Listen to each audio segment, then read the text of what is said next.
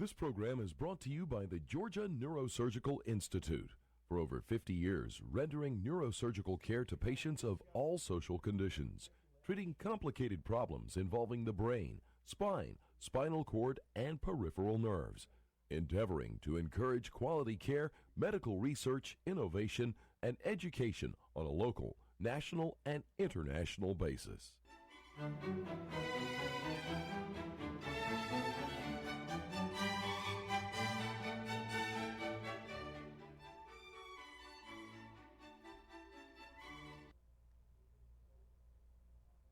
Good evening. My name is Joe Sam Robinson, and it's my pleasure to have with us tonight a guest from New York City, Judge Tom Engel. Welcome, Tom.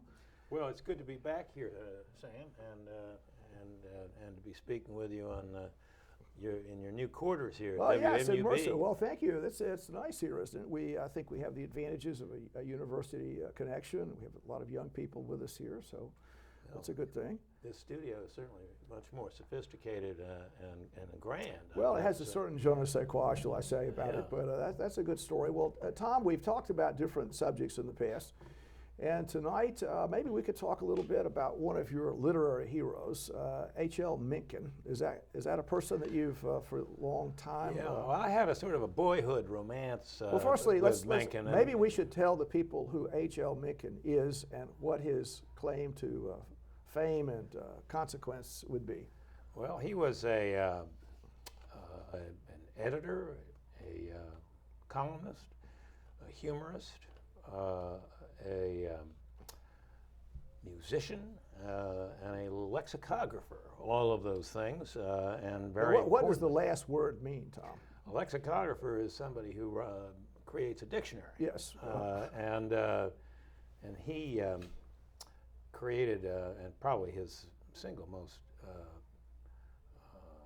permanent contribution to American literature might be seen to be his book called The American Language, which sought to compile American expressions and to analyze them both in terms of their difference from their English roots.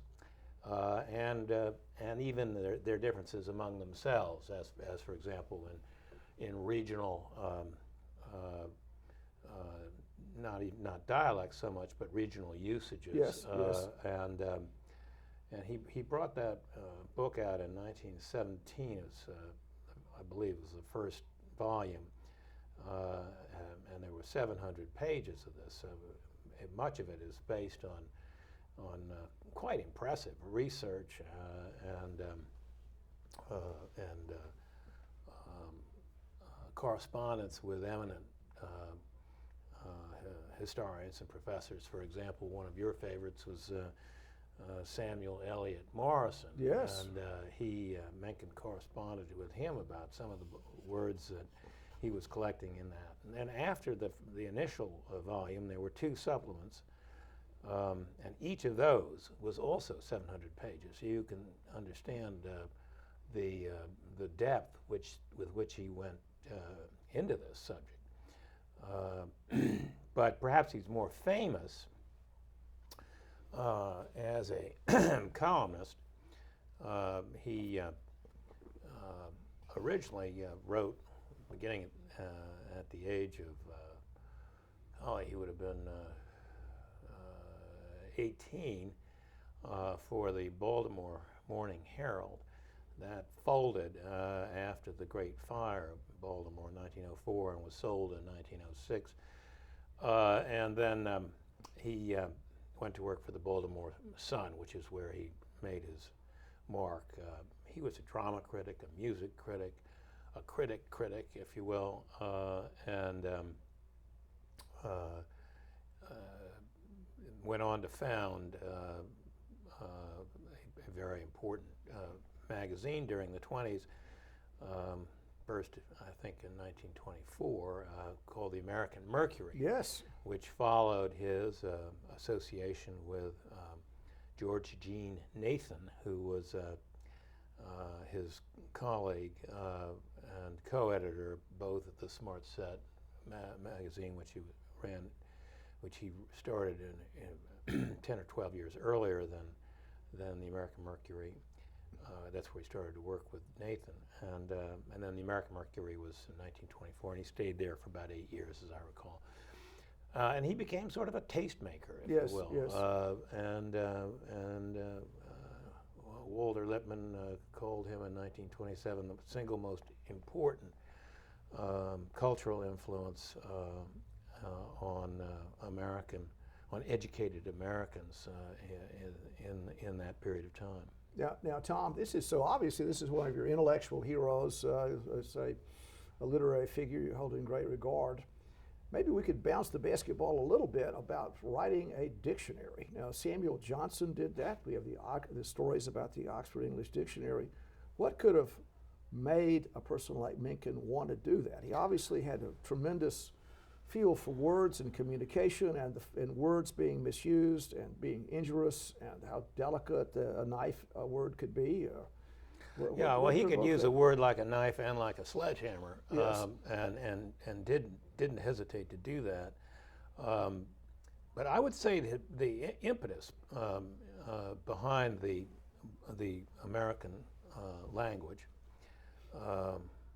was his desire in the 19-teens to distinguish American English from British English. And he was, that's why, of course, he called it the American language, yes. not the English language. And allied with that was an instinct of his that American literature was going to take off and become much more significant in its breadth and depth than English literature, and he thought it deserved its place in the sun. So I think that went hand in hand with his sponsorship of writers, for example, Sinclair Lewis, Frank Norris, and others. Sinclair Lewis's yes. Elmer Gantry, for example, was dedicated to Mencken. Is that right? Indeed. And so he, and in that respect, he shares the dais with Ezra Pound, because Ezra Pound was impatient to defend and promote American poetry, in his case, largely. And two in particular that come to mind were T.S. Eliot yes. and Robert Frost. Now, Pound did that principally in England and some degree in Paris, but people don't realize, for example, that the first collection of Frost's poetry, which is called A Boy's Will, was published not in America, but in London. And I believe North of Boston was also published there. But did Ezra Pound play a role in that? Yes, he promoted Frost to the literary circles in London. W.B. Yeats and the Sitwells and other people were, of course, regnant at the time, but he promoted them to both Elliot and Frost to publishers and others in England. Indeed, Pound edited The Wasteland, and is that right? Yeah, I have a facsimile edition of that actually that was given to me by my wife when we got married. Well, that's a nice present. Yeah. Now, if I can just throw a little comment about Ezra Pound, I mean, so obviously his career, having all these great virtues, he found himself on the wrong side in World War II, did he not? And sort of a lurid story about that. And then he wound up basically spending a lot of time incarcerated in St. Elizabeth's Asylum. I mean, am I correct on that? Yeah, he was arrested by the Allied forces in Italy. He had been broadcasting, I believe, from Genoa, and for the Italians, and made no bones of saying that he thought this war was a mistake, and so forth. It's a little bit like P.G. Wodehouse in Berlin doing the same thing. But in Pound's case, he stayed in Genoa and broadcast his broadcast during the war. And so he was basically arrested as a traitor, and his defense was insanity. And so he was basically incarcerated, as you say, at St. Elizabeth's Hospital in Washington for all his days, even though people toward the end, including Frost, actually petitioned the government for his release. Now, with I guess literary figures, or shall we say poets, or maybe people have an insight into the human condition, and they may put that insight on the printed page for people to ponder. But the fact they may find themselves in error, and even substantial error in their lives, doesn't really mitigate the truth of their phraseology. I mean, and I know you have an interest in poetry, and I think you have a substantial position in the American poetry world, just from one point of view. But can you defend poets that run into error? Well, I think the whole point, it seems to me, of literature, and this is one reason that I think Mencken is so important, particularly in these days, is that the First Amendment guarantees the right to free speech and the right to freely publish, and that is sacred to American constitutional law and history. And that is being attacked, it seems to me, in a very insidious way, in two very insidious ways right now. And so I think the error of Mencken might have been that he was less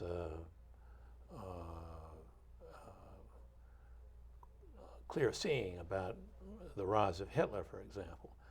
But on the other hand, when it became time for somebody to do something about the Jews in Israel and then in Palestine, as it was, he himself petitioned the State Department personally for the United States to take in displaced Jews, and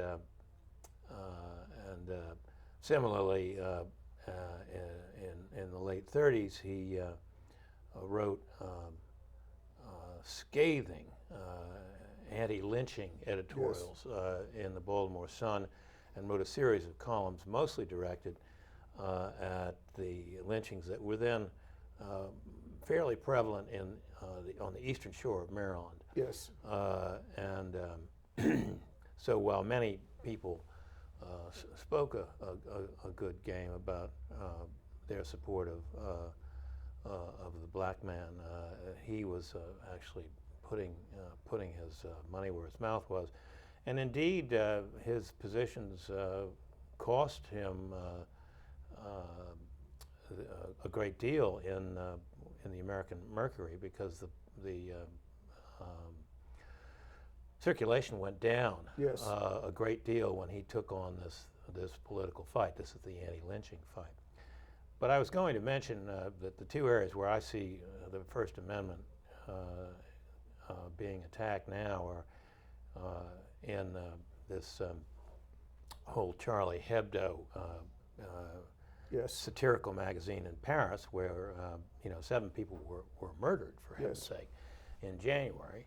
And the response from American luminaries like Gary Trudeau and the PEN organization, which is meant to support free speech and free expression. Their conference was boycotted when they gave their free speech award this year to the Charlie Hebdo organization in Paris. And 200 of their leaders, including Francine Prose, who was a past president of PEN, boycotted the event, saying that they are in Gary Trudeau's words, that Charlie Hebdo was punching downward on the poor and defenseless Muslims, as it were. Yes. And of course, that was opposed by the Satanic Verses author, and Salman Rushdie, who said that any organization that would not give an award to Charlie Hebdo, or people would boycott their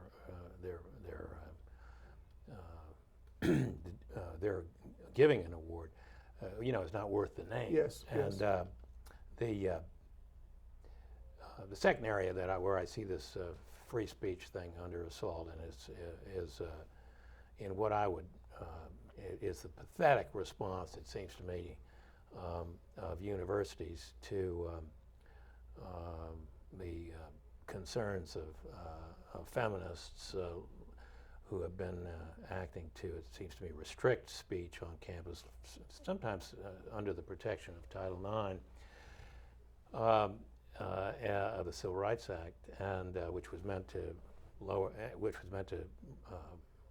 level the playing field Yes. in women's athletics and so forth, and it's been used now as a tool for the federal government to come in and examine gender policies in universities.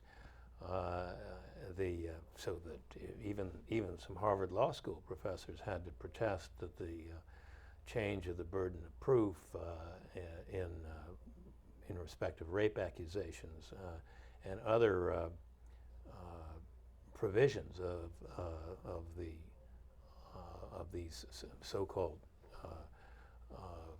trials of individuals for campus rape, which obviously much of it is alcohol induced, with two consenting adults, and one person, almost always the man, of course, is going to be the accused, has no rights, no lawyer, no anything, and the standard of proof is to be simply a preponderance of the evidence rather than beyond a reasonable doubt, which is, of course, the standard in any criminal case in this country.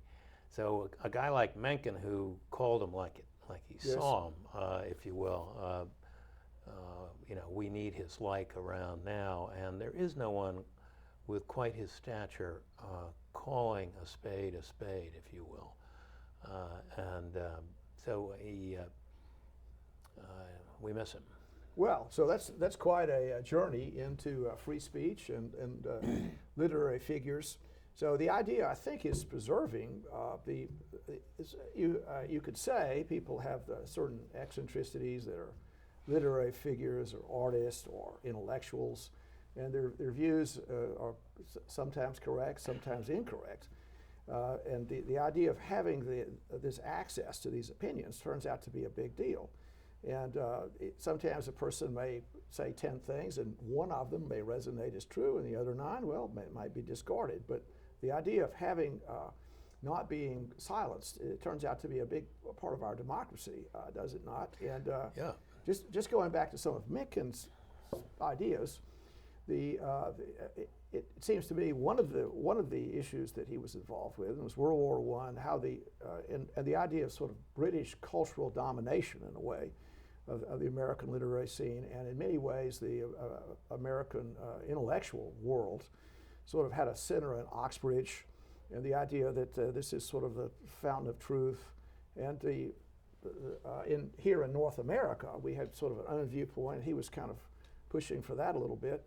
And it's extraordinary, I think, that he fashioned his dictionary. That's what a hard thing that is to do. I think of Noel Webster trying to also separate American language from British language, the different country here. Mencken was really against U.S. involvement in World War I, was he not? Is that a fair statement? Or did I overstate that? Or, no, I don't think so. I mean, he, like many German Americans and Irish Americans, were very much opposed to our entry into World War I. Wilson ran indeed in 1916 against Charles Evans Hughes, the Republican governor of New York, on the phrase, "He kept us out of war." Yes, yes. And of course, no sooner did he get reelected and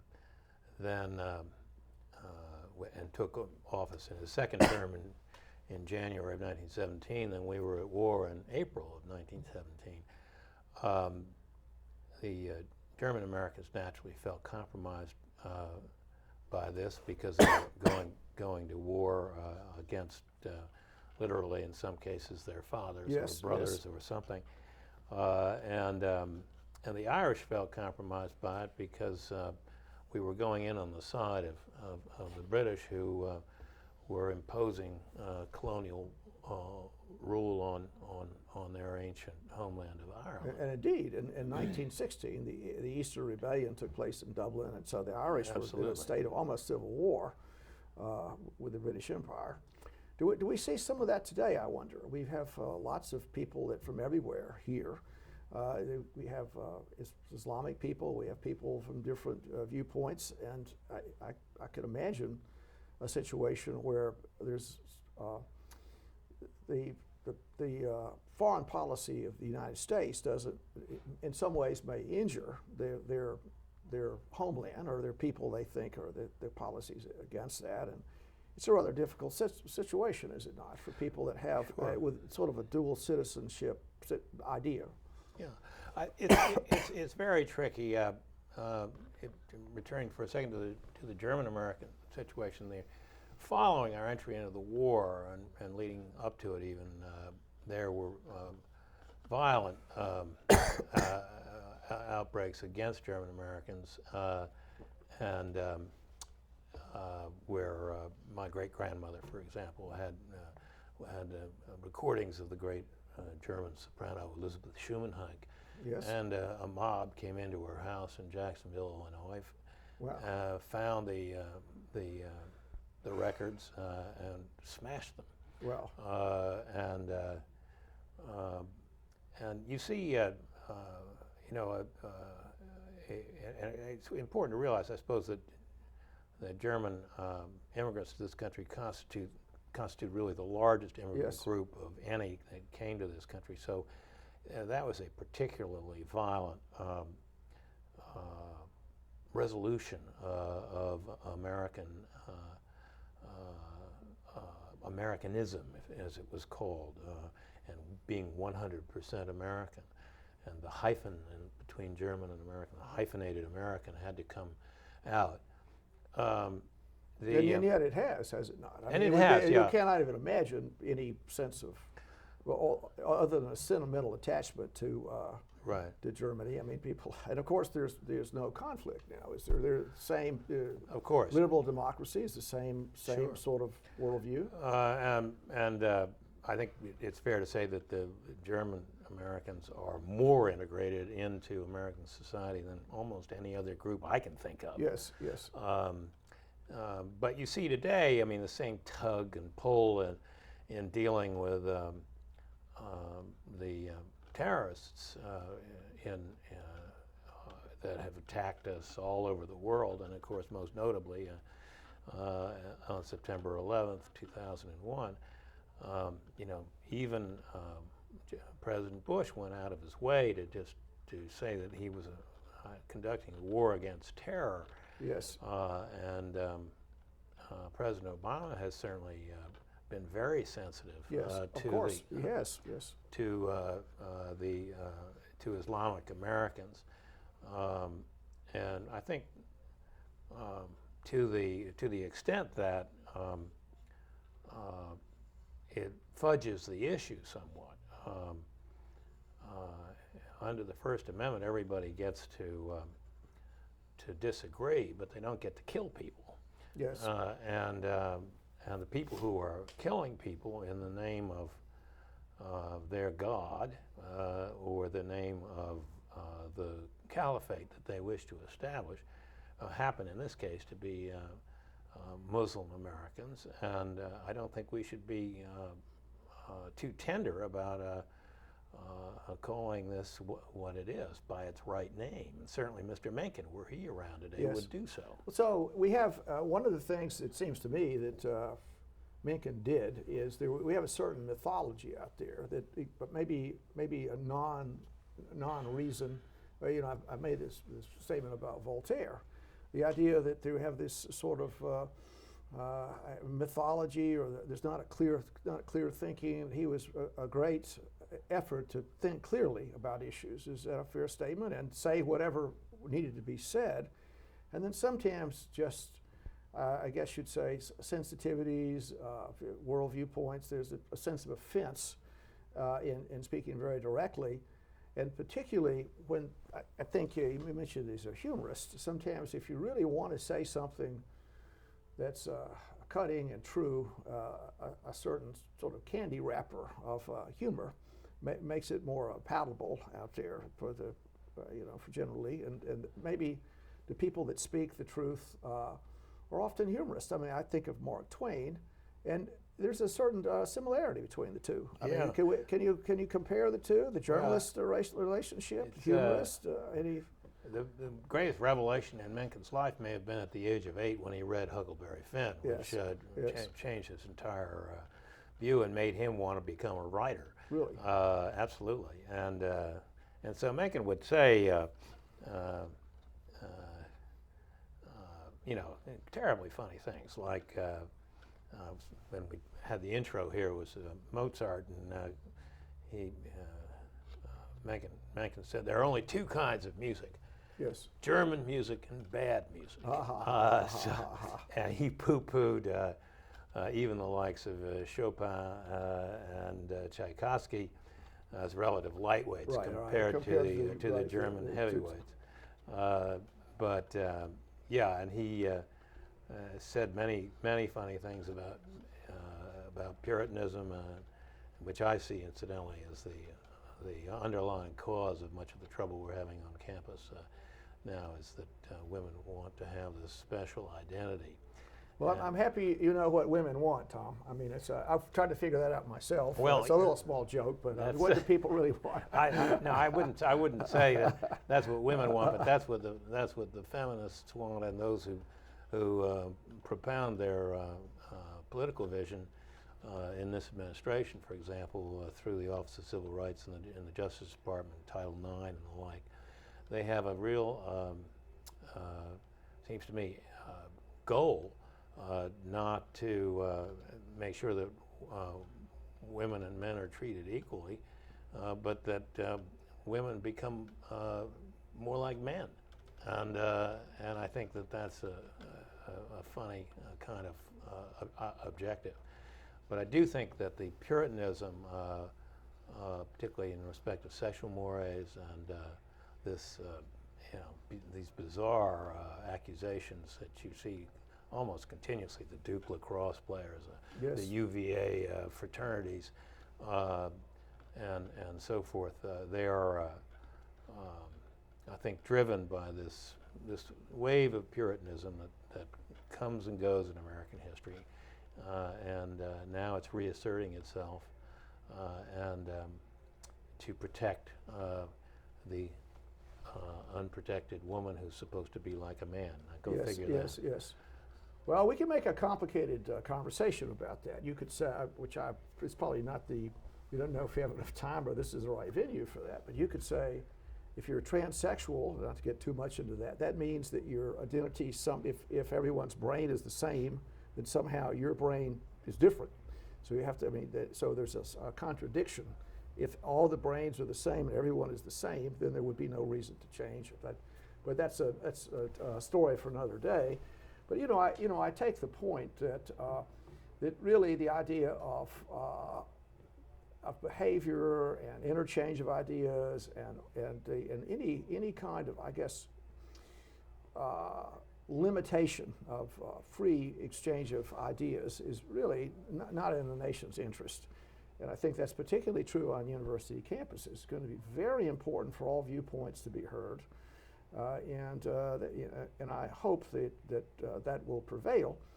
The question is, where are we going to hatch out the next Mencken, or dare I say, the next Mark Twain, that can make some kind of at least lighten up our national dialogue? Any thoughts? Well, I think oddly, I think they will probably emerge from places like our universities and young men and women who know how to make fun of things. I think that's still very much a healthy American phenomenon, and the wit that drives shows like Saturday Night Live and some of the more sophisticated writing you see in the movies and in now in Netflix operations and things like that. I think that's alive and well. What I don't like is the government coming in and propounding a viewpoint that itself restricts other viewpoints. Well, Tom, on that note, our time has run out. Thank you so much for the interchange. We'll have to do this again. I'll look forward to it. Thank you, Dr. Robinson. Thank you, Tom. Okay.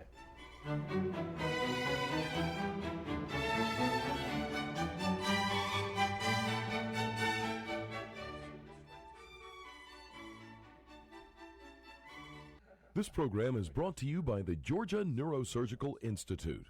For over 50 years, rendering neurosurgical care to patients of all social conditions, treating complicated problems involving the brain, spine, spinal cord, and peripheral nerves, endeavoring to encourage quality care, medical research, innovation, and education on a local, national, and international basis.